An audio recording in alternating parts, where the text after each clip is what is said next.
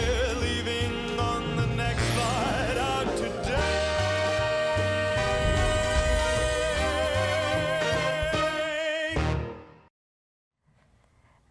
드림스탁 나우 시간으로 함께 넘어오셨습니다. 이 시간 멀린 78 이문희 대표 모시고 이야기 나눠보도록 하겠습니다. 대표님 안녕하세요. 안녕하세요. 방금 전에 시작하기 전에 PCE 지표 나왔어요라고 이야기를 해주셨는데 네. PCE 지표는 잠시 후에 함께 이야기를 해보도록 하겠고요. 네. 일단 전일 미국 증시부터 함께 알아보도록 하겠습니다. 네. GDP가 나오면서 시장에 타격을 주었습니다. 어떻게 네. 보셨나요, 시장을? GDP가 다 아시다시피 좋게 나왔어요. 좋게 나왔는데 요즘에는 좋게 나오든 나쁘게 나오든 다 그걸 안 좋게 보더라고요. 그래서 전일 그 미국 증시가 금리 변동성이 좀 심한 그런 모습을 좀 보였었죠. 뭐 다른 날과 마찬가지 모습을 보였습니다. 어제도. 그리고 경제 성장률 지표가 아주 좋게 나왔는데 그런 영향으로 뭐 주가가 하락하는 그런 모습을 보였습니다. 근데 급등하고 급락하는 그런 채권 금리의 영향에 뭐 사실 시장 참여자들이 다 지칠만도 한 그런 시장인데요. 이런 피로도 속에서 이제 GDP 발표가 3분기 GDP가 뭐 예상을 훌쩍 뛰어넘는 그런 결과가 나왔죠. 4.9%니까. 연율 4.9%면 이거 환산하게 되면 우리나라가 지금 올해 1.4% 목표를 하고 있는데 이거보다는 더 높아지는 그런 예상치를 그러니까 그런 예상치가 4.5였으니까 그런 걸 달성하게 됩니다. 그러니까 이렇게 보면 뭐 미국 경제 성장률이 굉장히 좋으니까 결과적으로는 경제 성장률이 좋다. 그럼 뭐 경기가 좋다. 그럼 결과적으로 인플레이션 잡히지 않고 뭐 그렇게 되는 거 아닌가 뭐 이런 그런 예상을 좀 했던 것 같아요. 근데도 불구하고 실업수당 청구 건수는 사실 지난주보다 조금 더 올라왔습니다. 그러니까 이게 약간 더 올라와서 뭐 이게 그렇게 큰 영향이 있을까 뭐 이렇게 싶기도 한데 하여튼 뭐 지난주는 20만 8천 건이었으면 뭐 어제는 21만 건 이렇게 높게 나오면서 그래도 고용이 더 이상 좋아지지 않는다, 더 뜨겁지 않는다 이런 뭐 어떻게 보면 긍정적 시그널이 좀 있었지만 결과적으로는 뭐 그 시장은 좀 하락하는 모습을 보였고요. S&P는 전일 대비해서 1.18% 하락했고 다우지수는 0.76% 하락하고 그리고 나스닥이 이제 금리 영향을 더 많이 받다 보니까 1.76% 하락하는 모습을 보였습니다. 뭐 이제 그 특히 이제 시장에 크게 영향을 줬던 10년물 국채금리 같은 경우는 11.2bp 내린 그 4.84%를 마감하는 모습을 보였는데 결과적으로는 이 금리 변동이 좀 지치기도 하고 GDP 결과가 좋게 나오다 보니까 사람들 이걸 보고 그냥 시장을 약간 계속 관망하는 그런 추세로 시장에서 어떤 투자 심리를 좀 잃고 있다 이렇게 좀 볼 수가 있겠습니다. 불행 중 다행으로는 GDP가 예상치보다도 상회해 줬지만 국채금리는 큰 폭으로 오름세를 나타내지 않아서 오히려 시장은 그래도 안도감을 내어준 것 같습니다. 업종별 그리고 종목별 흐름도 함께 만나보도록 하겠습니다. 많은 대형 기술주들의 실적이 발표됐는데 엇갈리는 양상이 나왔고 실적이 잘 나온 기업들도 보면은 가이던스가 너무 좋지 않게 나오면은 오히려 내년에 있을 경기 침체에 대한 우려감 때문에라도 투자자들이 우려 심리감에 더 빠지는 모습들이 연출되고 있습니다. 요즘은. 네, 그렇죠. 예, 그런데 지금까지 나온 게 예상치라는 게 약간 보수적 발표도 있지만 그런 추정치를 가지고 있기도 하지만 예상치는 훨씬 다 뛰어넘는 그런 실적을 다 발표를 했어요. 사업 부분별로 적자가 좀 많이 났던 그 메타 같은 경우도 좀 있지만 전반적으로 그 대형 기술주 이번 주에 발표했던 대형 기술주는 다 그런 대로 실적은 다 좋게 발표를 했습니다. 그런데도 불구하고 그 대부분 다 어떻게 보면 이제 조정 흐름이 계속 지속됐다. 이렇게 볼 수가 있겠는데요. 이 매크로의 불확실성이죠. 전반적으로 봤을 때 시장의 불확실성이 작용하는 어떤 지정학적 요소나 어떤 그 금리 요소 이런 것 때문에 앞으로 매출을 더 장담할 수가 없다. 이렇게 보게 되니까 특히 이제 메타 같은 경우는 광고 수익 더 늘어날지 안 늘어날지 모른다. 이렇게 보니까 메타가 더 많이 하락했다. 이렇게 볼 수가 있겠고요. 마이크로소프트도 하락을 했는데 이거 어떻게 보면 특별하게 이게 무슨 그 미래 전망이 어둡다 이렇게 보기는 좀 어렵고 그 가이던스가 여기서 더 증가가 되지 않는다 그러면 이거 경제 성장률과 직접 연관이 되는 게 아닌가 이런 생각을 좀 하는 것 같고요. 그리고 더 이상 성장성이 그 이제 올해 1, 2분기만큼 나오지 않을지도 모른다라는 어떤 그런 우려감이 좀 있는 엔비디아하고 테슬라는 이제 가격 경쟁이 같기 때문에 예전처럼 20% 가까운 영업이익률이 나오지 않을지도 모른다. 뭐 이런 전망도 이런 예상도 함께 되면서 3%대의 큰 하락을 좀 보였습니다.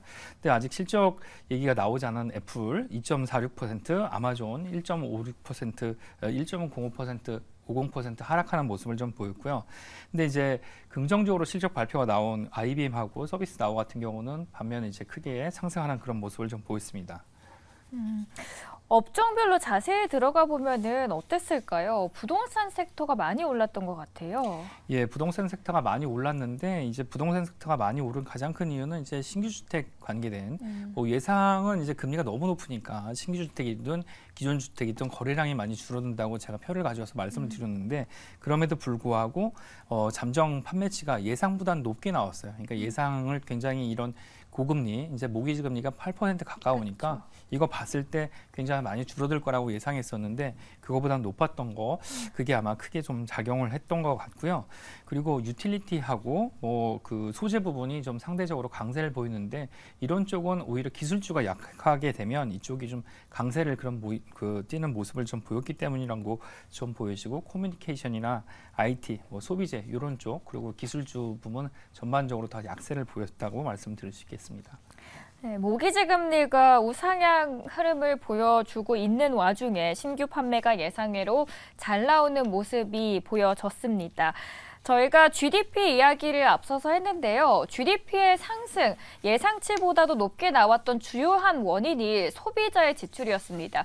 그래서 오늘 나올 이 PCE가 예상치보다도 더 높게 나오면 어떡하지 우려하시는 분들 굉장히 많으셨는데 예상치에 부합하게 나왔습니다. 예, 네, 그렇죠. 예상치가 이걸 아마 예상을 했던 것 같다. 뭐 이렇게 말씀을 드릴 수 있겠는데, 그래도 다행이 아닌가 싶어요. 사실 이제 예상치에 부합해서 나왔다라는 건 특히 이제 근원 부분이 완전히 똑같이 나왔다고 말씀 좀 드릴 수 있겠고, 근원을 제외한 개인 소비 지출 같은 경우는 예상치보다 약간 더 높게 나왔어요. 그러니까 이제 크게 이렇게 의미를 둘 만한 그런 숫자가 나온 것 같지는 않고, 근원 부분이 이렇게 나온 건 이미 에너지하고 식료품 부분, 또 식료품은 크게 작용을 하지 못하고 있는 것 같은데 에너지 부분은 이미 이런 부분에 어떤 이게 보면 그 지출 부분에 이미 다 반영이 됐다 이렇게 판단을 해볼 수가 있겠습니다. 그래서 이 지금 이제 그 소비자들이 쓸 수 있는 지출 여력이라는 게 고금리 때문에 그리고 이 주택에 어떤 들어가는 그 비용 때문에 많이 줄지 않을까 했는데 사실 임금이 많이 높아진 부분이 영향을 줘서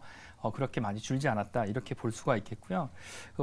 근원 부분에서의 소비 지출이 이렇게 낮아지지 않고 예상과 부합한다는 건 전반적으로 경기 앞에 나온 그 GDP가 4.9%라는 것과 일치해서 뭐 바이든 대통령이나 뭐 옐런 장관이 뭐 지금 경기가 바이든 대통령의 어떤 정책 때문에 많이 좋다 이렇게 얘기하는 게 실제로 뭐 좋게 작용을 하는 것도 사실입니다. 근데 이것과 함께 반대로 이제 인플레이션을 잡기는 굉장히 유연해졌다고도 볼 수가 있겠어요. 저는 걱정되고 우려되는 부분이 사실 4분기입니다. 네네. 그러니까 PC도 그렇고 GDP도 보면은 그동안은 사람들이 코로나 때 저축해왔던 이 돈을 소비를 해주면서 뭐 공연이나 영화 쪽으로 소비를 해주면서 생각보다 많은 소비 활동을 했는데 이제는 그 저축률조차도 낮아진단 말이죠.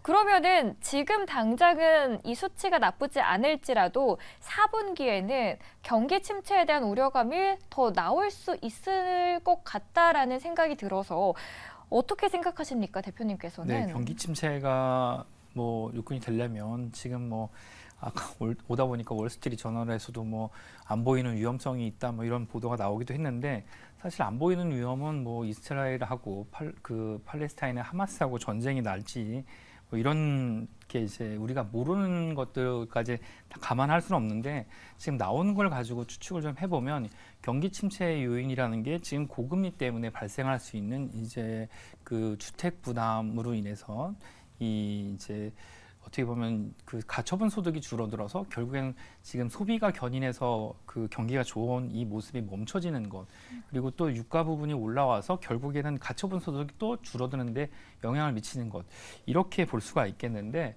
현재까지는 고용 시장에 문제가 없기 때문에 사실 실직하거나 뭐 그래서 이제 소득을 잃거나 이런 이런 뭐 어떻게 보면 이제 인구에서 절대적으로 차지하는 비중이 적어서 경기 침체에 대한 리스크는 남아 있으면 그런 신호는 아직 보이지 않고 있다. 이렇게 말씀드릴 수 있겠고요. 단지 걱정이 되는 건 지금 뭐 연준에서 금리를 한 번 더 올리냐 마냐 이런 걸 가지고 추측을 하고 있는데 사실 기준금리가 지금 이 시장에 영향을 그렇게 미치지는 못할 것 같아요. 왜냐하면 진짜 시중금리를 좌우하는 장기금리가 너무 많이 올라왔기 때문에 사실 이 그 연준의 단기물, 그러니까 우리가 뭐 연준이나 한국은행이랑 거래하는 건 아니잖아요. 이게 이제 기준이 되는 정말 그 말 그대로의 어떤 은행 간의 그 기준이 되는데 실질 금리는 이거보다 이미 많이 올라와 있고 그리고 또 이런 상황이 뭐 어떻게 보면 이제 그 통화량을 좀 조절하려는 요소에도 불구하고 딱 한 나라, 한 국가만 그것과 전혀 그 반대로 하는 지금 행보를 계속 보여서 경기 침체의 요인이 금리 때문에 발생하는 거를 강제로 막고 있지 않나 이렇게 생각을 좀 해봅니다. 이번 한 주, 그러니까 지금 금요일이기 때문에 한 주를 쭉 돌이켜 보면은 계속해서 하락하는 장 그리고 한숨 쉬는 장이었던 것 예, 예. 같습니다. 이번 주 흐름과 이슈들 한번 체크를 해봐야 될 것 같아요. 네, 이번 주 같은 경우는 이제 가장 큰 이슈는 이스라엘이 뭐 지상전을 벌이냐, 그래서 그걸로 확전이 되느냐. 그래서 뭐 우리가 이제 석유를 수입하는 그렇죠. 주로 그 석유가 다니는 그 길목이 차단이 되느냐. 그리고 또 뭐 지난주에 이어서 그 이번 주도 금리가 5% 시중금리, 그러니까 이제 10년물이 5%를 넘냐 안 넘냐 그게 있었잖아요. 근데 이제 그런 큰 이슈에 가려져 갖고 뭐 이제 뭐 주식시장과 밀접하게 직접적인 연관이 없음에도 불구하고 빅테크와 그 기업 실적들의 그 발표 내용은 나쁘지 않았어요. 나쁘지 않았는데도 불구하고 전반적으로 그런 요인들이 시장 심리를 굉장히 억눌렀던 것 같아요. 그래서 흐름을 봤을 때는 그런 외부적 요인 때문에 막 그 시장은 뭐 변동성을 계속 보였지만 주초에 비해서 많이 내렸냐 그러면 그렇지는 않습니다. 이렇게 많이 내리지는 않았고요. 우리 증시도 뭐 일주일 내내 내린 것 같은데 그렇지는 않습니다. 그 이제 2,300 깨져서 이게 어떻게 가나 크게 싶었는데 다가오죠. 네. 예, 그래도 뭐 어떻게 보면 이제 외국인 뭐 6일째 지금 계속 매도를 하고 있지만 그래도 뭐 이거 반등해서 2,300을 지키고 그랬는데 이게 뭐 3일 연속 빠졌다가 다시 강하게 반등이 나오는 그런 모습인데 실제 기업 가치보다는 과매도 국면이 계속 나오고 있기 때문에 계속 그 하락의 어떤 대세 하락의 그런 장세는 아닌 것 같아요. 우리가 뭐 투자를 할 때 앵커님 그 가장 좋은 전략은 어떤 게 있죠? 전략이요? 예. 투자를 할 때 있어서요? 예. 저는 사실 투자 스타일이 그냥 장기적으로 이렇게 네. 쭉 가는 스타일이라서 네네. 네. 딱히 투자 전략이라고 말씀드릴 게 예, 없네요. 네. 이제 뭐 이런 얘기하면 그건 전략이 아니지 뭐 이렇게 얘기하는 네. 분들이 많은데 싸게 사서 비싸게 매입하는 하는 게 거예요. 전략이잖아요. 근데 싸게 과매도가 나와서 뭐 패닉이나 뭐 투매가 나와서 싸지면 결과적으로 봤을 때 이거 너무 저렴하다. 그러면 다시 반발 매수가 들어오는 건 너무 당연한 국면인 것 같아요. 특히 우리나라 주식 같은 경우는 유독 그 미국이나 다른 나라 선진 증시에 비해서 뭐 저평가되는 국면이 좀 많고 특히 환율 영향도 좀 크게 받기 때문에 특히나 이제 우리나라 증시가 더 많이 그 어떤 변동성의 영향을 좀 받았던 것 같은데 미국 증시도 마찬가지고 뭐 국내 증시도 마찬가지고 이렇게 과매도 국면, 투매 국면이 나오면 다시 반등하는 그런 모습을 보이는 게 주간으로 봤을 때의 흐름이라고 좀 볼 수가 있겠고요. 사실 이제 꼬리가 몸통을 흔드는 것처럼 외부 요인, 작은 요인입니다. 그러니까 뭐 이스라엘이나 팔레스타인에서 우리가 뭐 수출입이나 수입이 큰 것도 아니고 또 거기서 뭐 가스나 천연가스나 오일을 수입하는 것도 아닌데 미국도 마찬가지죠. 그런데도 불구하고 그게 전체 몸통을 흔들고 있는 그런 모습인 것 같고요. 그리고 또 반면에 또 그 이제 시중금리 같은 경우는 국채 그 입찰할 때 응찰률이 지금 문제는 그런 거죠. 이제 뭐 예전에 큰 손이었던 중국이나 일본이 예전처럼 사주느냐 그것도 안 문제고, 사주고 있죠. 예, 그것도 뭐 그 안 사주는 그런 태도도 문제고 또 예전만큼 또 채권을 발행하냐 그것도 아니라는 데 문제가 좀 있습니다. 그거보다 훨씬 더 많이 발행을 하고 있는데 제가 이게 구조적으로 좀 이런 요인이 계속 지속될 수밖에 없는 그걸 좀 말씀드리려고 표를 하나 또 가져왔어요. 이 표를 한번 띄워주시면 봤으면 좋겠는데 이게 제가 3번째 지금 보여드리는 편입니다. 그러니까 전에도 여름부터 이걸 보여드렸었는데 이게 어떤 거냐면 이 표를 한번 같이 보시면 아실 수 있을 겁니다. 이게 팩토리 부음이라고. 예, 팩토리 부음은 무슨 뜻일까요? 공장이 예. 붐을 일으켜서 더 많아지고 있다. 예, 그렇죠. 이제 미국 내 시설 투자가 이만큼 되고 있다는 뜻인데요. 2000년 초반부터 2024년까지 목표로 했을 때 지금 얼마만큼 이제 이 그 공장 설비 투자가 늘어나고 있는지를 볼 수가 있는 겁니다. 이게 코로나 직전부터 급증하는 모습을 보이고 있는데 이게 어디서부터 올라가게 되냐면 이 트럼프 대통령 아시죠? 이 트럼프 네. 대통령 이제 2017년 트럼프 대통령 연예인보다 텔레비전 더 많이 나와갖고 이게 연예인인지 사실 대통령인지 모를 정도였는데 그때 이제 그 미국을 위대하게 만들겠다고 이미 위대한데 이렇게 막 얘기를 하면서 리쇼링을 되게 많이 얘기했잖아요.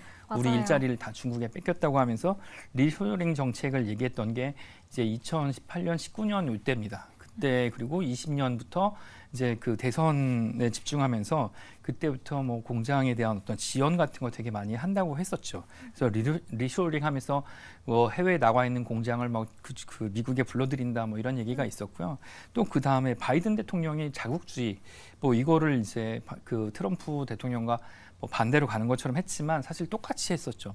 칩스법 뭐 잘 아시죠? 칩센 과학법이라고 해서 뭐 그거 때문에 우리나라의 삼성전자가 한국에 짓기로 한 공장도 뭐 텍사스에 가서 더 추가로 짓고 뭐 TSMC도 절대 미국에는 공장 안 짓는다고 했다가 이제 미국에 공장 짓기로 하고 뭐 그런 일이 있었고 그리고 또 작년부터 또 IRA라고 그 이제 인플레이션 감축 법안 그래서 인플레이션 감축한다고 하는데 사실은 돈은 더 풀었죠.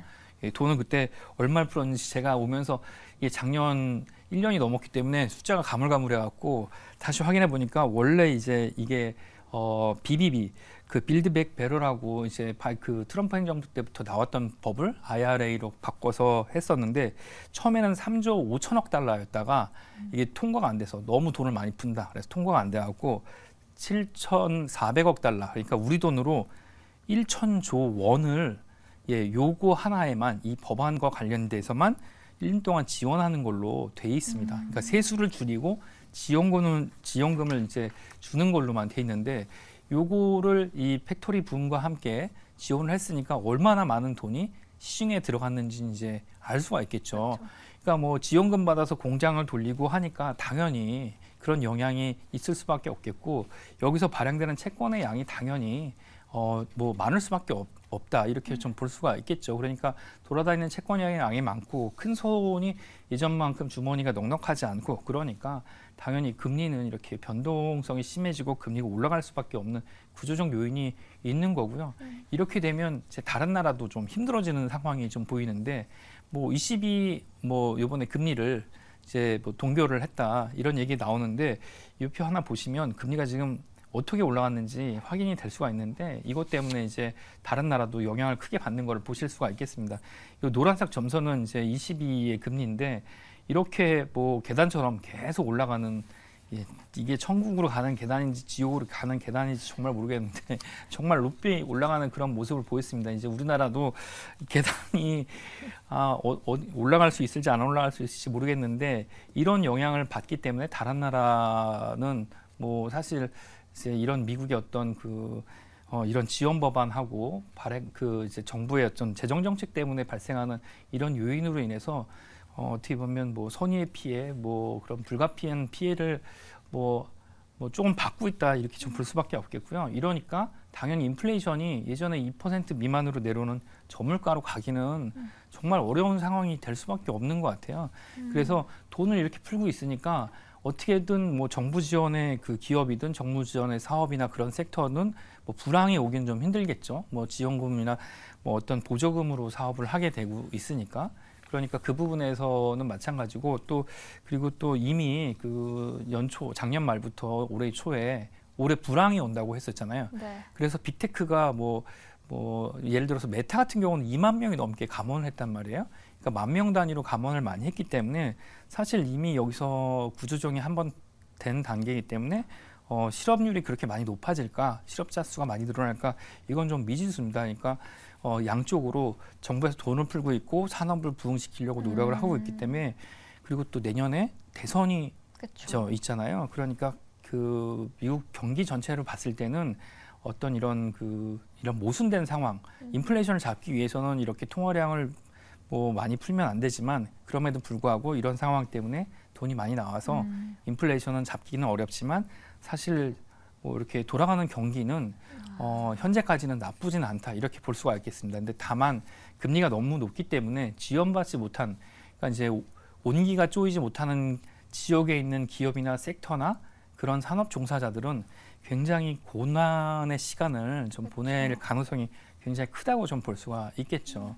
그래서 뭘 고르냐에 따라서 뭐 시청자 여러분의 투자도 굉장히 극명한 성과가 많이 날 수밖에 없는 그런 분기. 그러니까 말하자면 4분기의 경기 침체에 대한 전망이 어떤지를 말씀하셨는데 경기 침체보다는 계좌의 침체가 아주 크게 벌어지는 그런 분기가 4분기 내년 1분기에 발생할 수 있을 것 같다는 생각을 좀 해봅니다. 마지막으로요. 네. 그러면 투자자분들은 어디에 투자를 하는 게 가장 계좌가 꽉꽉 찰 수 있을까요? 어떤 섹터? 예, 투자 뭐 제가 요즘에 국채가 네. 이제 뭐 국채 가격이 뭐 어제 엉망이 됐다. 그런 얘기 막 하면서 그렇게 서학개미 분들께서 미국 국채 뭐 우리나라 국채 ETF도 투자를 하시지만 미국 국채 ETF를 그렇게 많이 사시는데 거기다 3배짜리를 그렇게 사신대요. 3배짜리 사셨으면 정말 고생 많이 하셨을 텐데 제가 그 언제부터 사셨는지 보니까 증권 결제 예탁원에 가서 보니까 5월 6월부터 엄청 사셨더라고요. 그러니까 그렇게 그걸 쫓아가지 마시고요. 사실 금리가 내려가는 거 확인하신 다음에 사셨으면 좋겠고 사실 수 있는 타이밍은 분명히 있습니다. 그러니까 여력을 좀 남겨두시는 게 좋은 어떻게 보면 투자 전략이 될 거라고 봅니다. 네, 오늘 함께 해주신 분은요. 멀린 78 이민우 대표였습니다. 늦은 시간까지 감사합니다.